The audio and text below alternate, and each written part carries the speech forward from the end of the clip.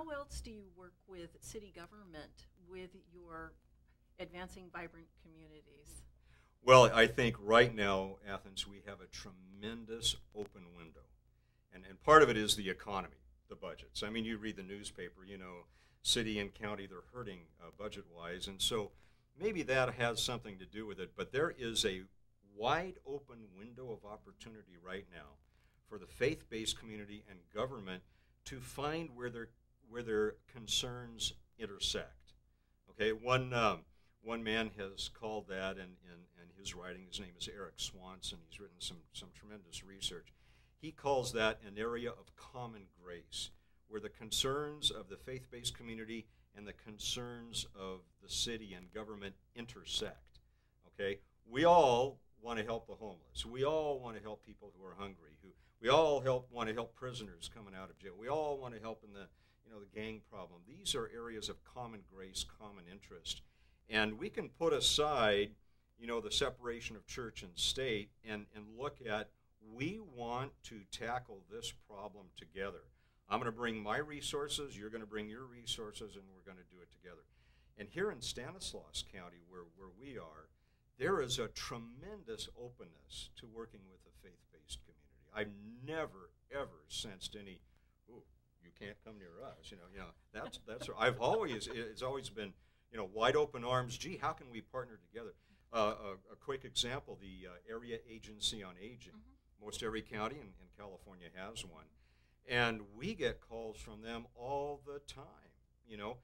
People, elderly people that can't afford a wheelchair ramp, that need a wheelchair ramp built. They need grab bars installed in their home.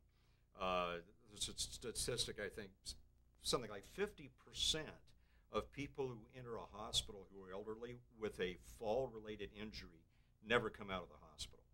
So a volunteer can save lives by going in and installing grab bars, safety bars in the restroom or the hallway or whatever it might be. So we have and graffiti. We go out once a month and believe it or not, with junior hires. You ever had 15 junior hires on a project? They're wonderful. I love junior hires. They're absolutely great. And once in a while we have a high school group with us as well. But we spend about a half hour and educate them on the history of gangs in California.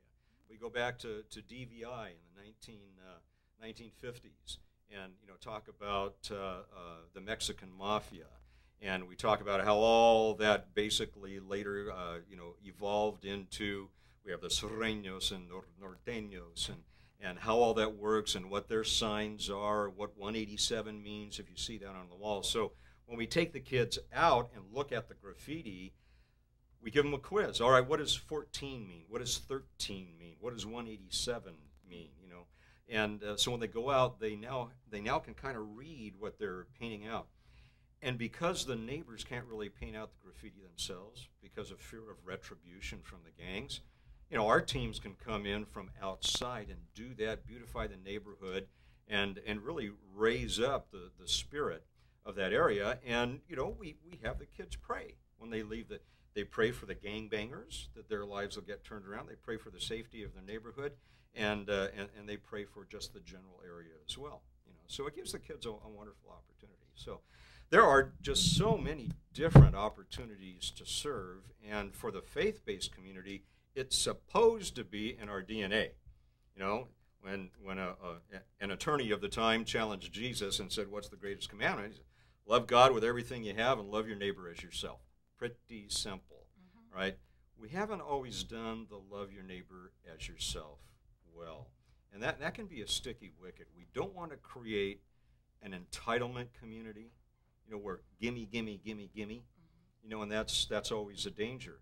But at the same time, we want to meet needs. Remember, here another example. There's a waiting list often of people in Stanislaus County who cannot get to their kidney dialysis appointments. Can you believe that? Yes, I've heard that. Actually. That's amazing. Yeah, and I've heard that elderly people, even though there's dial-a-ride, they actually have to go from their house to the curb, and they can't make it to the curb.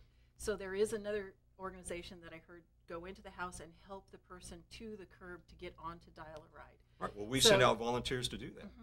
I mean, and here's the dynamic. Let's pretend you're God. It would be dangerous for me to be God. That's why I'm not. pretend that you're God and you're looking down from your heaven, let's say on a Sunday morning. Nobody's ever said that to me before. No, well, now Kurt's going to worry about that tonight, I can tell. But you get invited back. all right, so so you're God, you're looking down on a Sunday morning and you see thousands and thousands of cars in church parking lots. And if I was God, I would be thinking, why can't all those cars be activated to take these people who can't get to their medical appointments to their kidney dialysis appointments? I agree with you. All right? So that's our job. That's our job, is to find out where the needs are, legitimize them, and then present that opportunity to serve. And again, it has to be done through partnerships. And I really want to thank City of Modesto and the County of Stanislaus